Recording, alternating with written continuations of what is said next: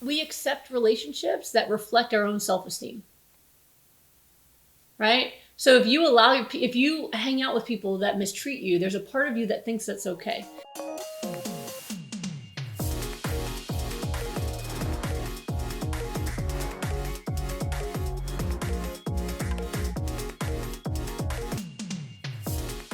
In your family of origin, you never saw what good relationships look like.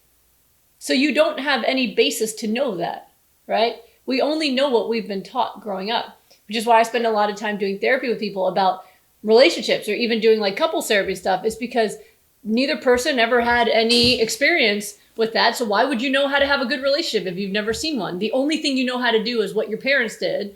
And so for some people, they'll just go, well, I'll do the opposite of my parents. And usually that's great. But a lot of times they fall back on what they saw every single day. So that's something that you need to figure out, first of all. And I would actually recommend getting a therapist to work on these issues. It's really an important thing to work on, to say, hey, you know, I don't know what healthy relationships look like. I've never had a healthy relationship with my parents or myself, right? So how am I supposed to then know what kind of friends to pick? I don't even know how to treat myself nicely.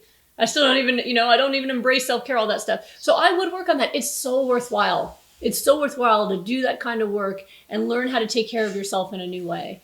I do that kind of work with folks, and it's so beautiful to see them grow and learn, or literally they'll say, hey, I just met someone. I'll say, great, tell me all about them. Okay. And they'll say, hey, what are red flags? And I'll help them figure out the red flags, and then figure out, and then watch what happens. And then look, see, you could have trusted your instinct. Like, we work on stuff so that they can grow. So it's really an important thing to do, because you need to learn those things, right? That's one thing. And the other is, we accept relationships that reflect our own self-esteem, right? So if you hang out with people that mistreat you, there's a part of you that thinks that's okay. And maybe it's because it's always been that way, that your dad would say those things to you, or how your mom treated you, or other things, that you're allowing that in your life. We've experienced that as well. When there are some people out there who are hurting inside, they feel like life's unfair. They feel like they're not successful. They feel like they don't have what they want.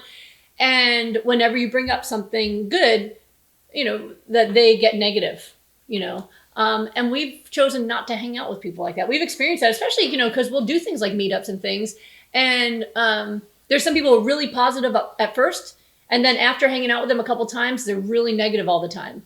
And we're like, you know what? Rather just not go there. So what I would do if I had your group of friends is I would make plans with the people who had my back. So that friend who stood up for you, that's a friend. So just make plans. Don't do the group thing. Don't do the group thing. Say, okay, hey, I'm not going to do the group thing, but why don't we have tea together on this day? Why don't we go bowling on this day? Why don't we do this? Why don't we do that?